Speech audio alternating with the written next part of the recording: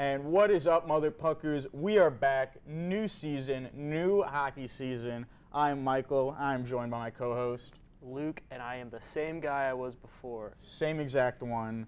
We didn't change him. We could have done the Ship at Theseus thing. We thought about it, changing every part until, he might be the same, he might be different, but as far as I know, my brain is the same. I cannot quote you on any other body part. Pretty much, yep. Anyways, PreSeason is starting. We don't have the regular season yet. Regular season is just a week away. So I think we're just going to discuss certain things that happened in the offseason and what we think about it. Want to start off with, I think the biggest news for us, the biggest Rangers news, was JT Miller was named captain of the New York Rangers.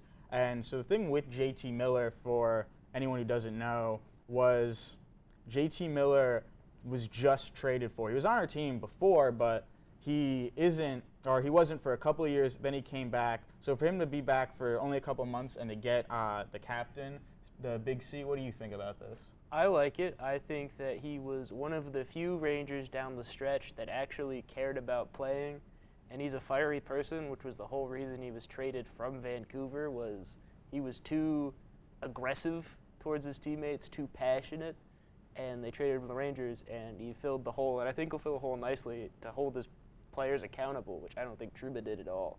No, yeah, I mean, I think he was a good player when he came back in. We saw, the power play pick up, Mika Zibanejad picked up. So, the only thing is obviously just, you got to wonder how the other players feel who have been on the team for a little bit longer. I know Fox was a big contender for the C, a lot of other players, Panarin as well. But I always thought Fox would probably be the big guy to get it. But I'm not disappointed with Miller. I think he's a good player. It's just kind of crazy with him being so new, I guess, being back on the team. But, I do think it's going to be good. And I think it's part of the new coach, too. Like, Mike Sullivan's come in, and he wants to change the culture. And I think Laviolette kind of lost the team. He did go in the locker room after the games. Yeah, that was a big thing. And we see JT Miller bringing in his new no BS model. That's just all he says, and it seems that he has a very kind of just taking accountability for losing games and, being able to really push the team. I think he's going to do well with that. We also have this happened just a little while ago. Kaprizov signs an 8-year deal. It is a $136 million contract over the course of those 8 years with the Wild. That is the biggest contract in NHL history. And I know that that's not a lot when you compare that to other sports, but I think a pretty big contract, especially coming from the Wild, who is relatively still rebuilding or still just getting started.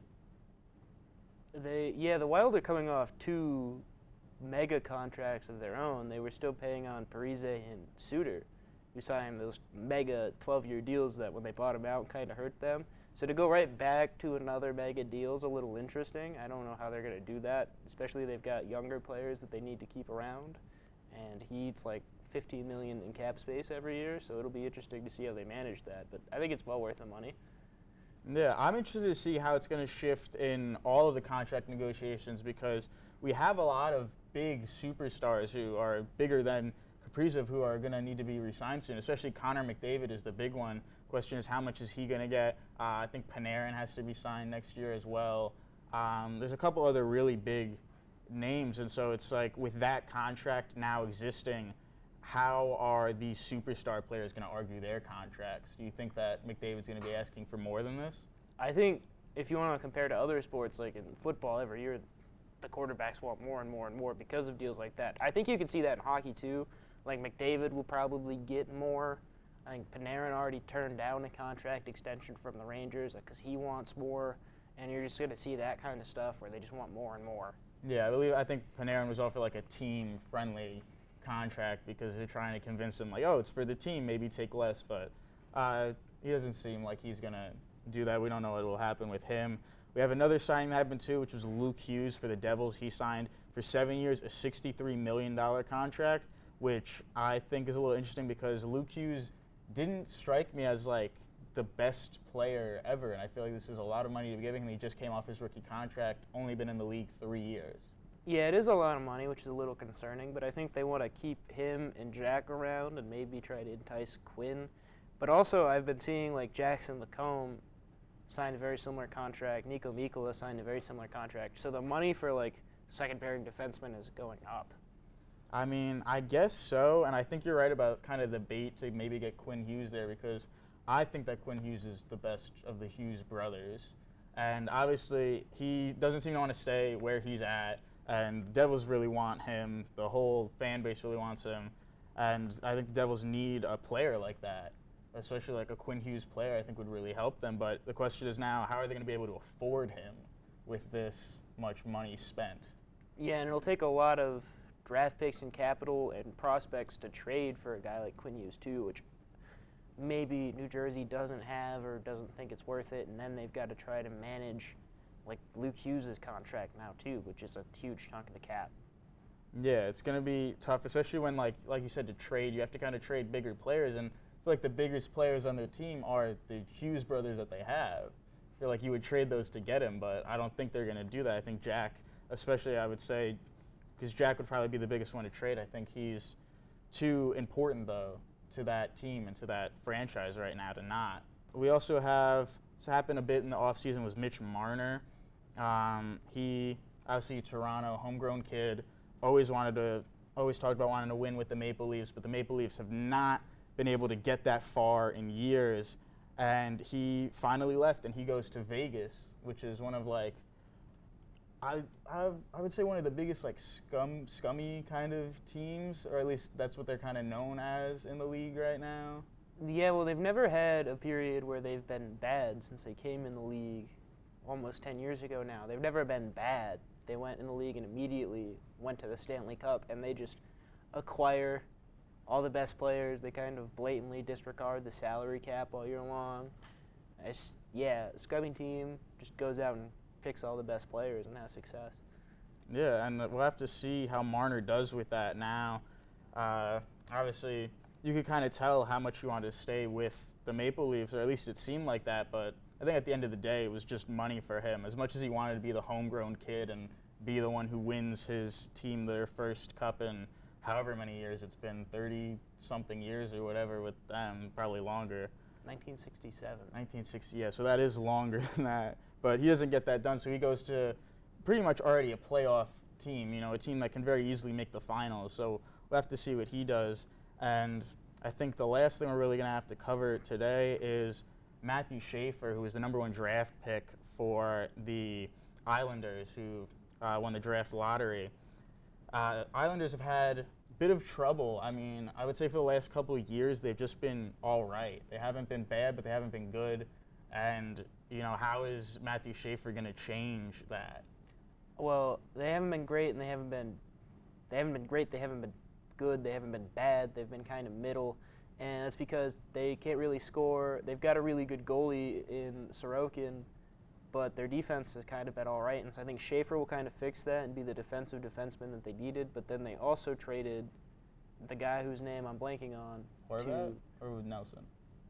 Montreal in the offseason, the defenseman. I would have thought you would want to keep him around with Schaefer, but he's up in Montreal now, and his name is escaping me.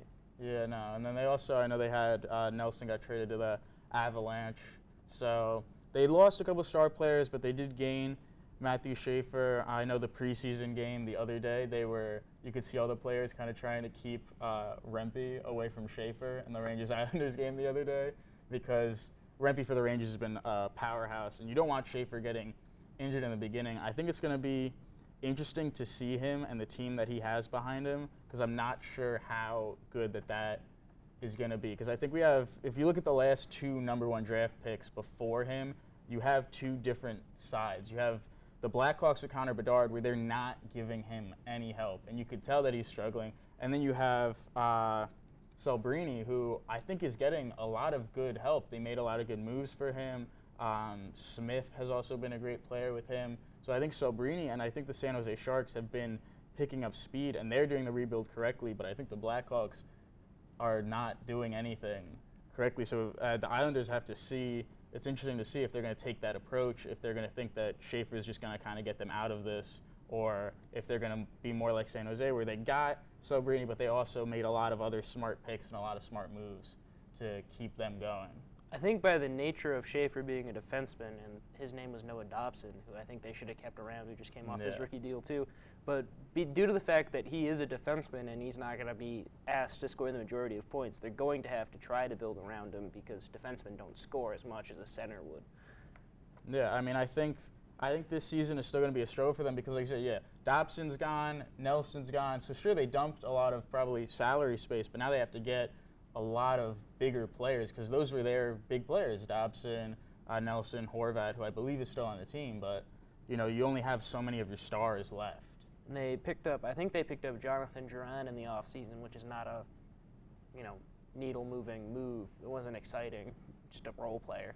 Yeah, no, nothing too crazy from them, but we'll have to see how their season goes. That's going to be all the time that we have for this episode of Shut the Puck Up. It's been a preseason. Can't wait to be back with our regular season talk. And we will see you next time. Goodbye, everybody. Panarin controlling, feeds Fox. Now Panarin moves in. He shoots. He scores!